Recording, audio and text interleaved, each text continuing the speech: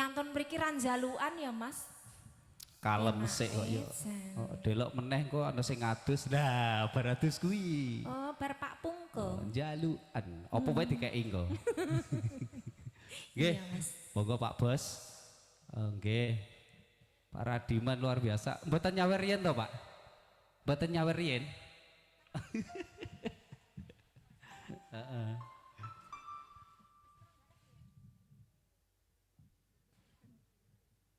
Ye, bersama New R3.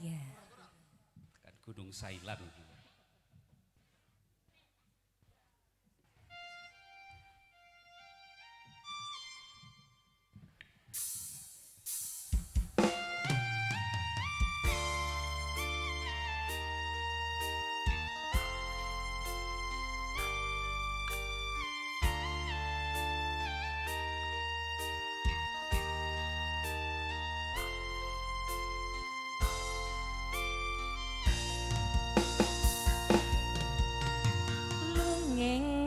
Lan semi puspita ing taman sari manglung manungsung wengi kelawan wulan nendatari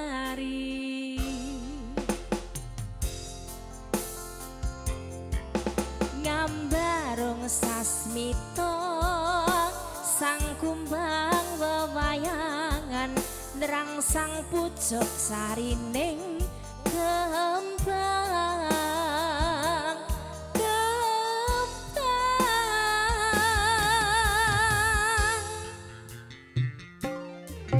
kusumane ratri mangsa wiji kinanti mamatri sajroning ati kang sepi lintang-lintang pancerana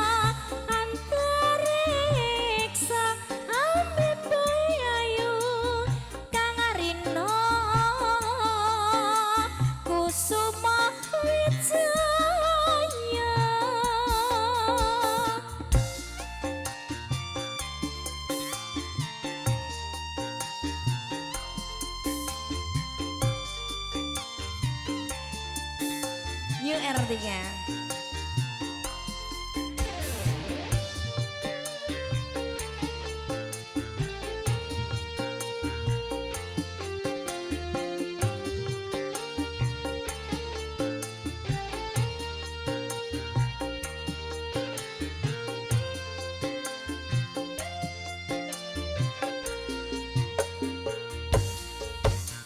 Lunging mekar lan semi puspita ing taman sari manglung manungsung wengi kelawan wulan nendatari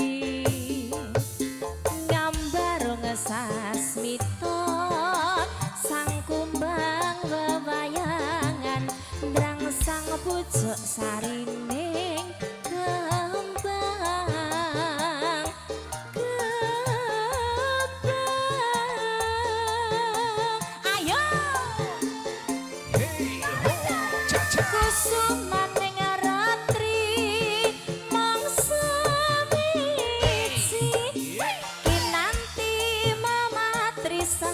sajroning ati kang sepi lintang-lintang pancerana antariksa sampe kuwi ayu kang rina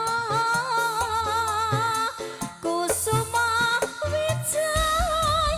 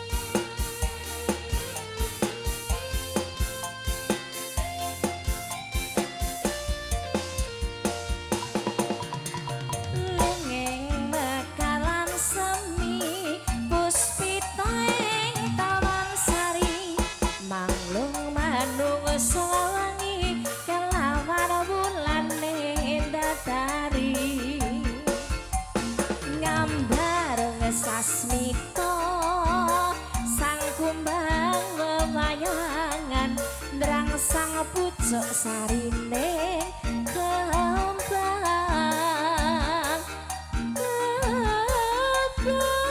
kembang ayo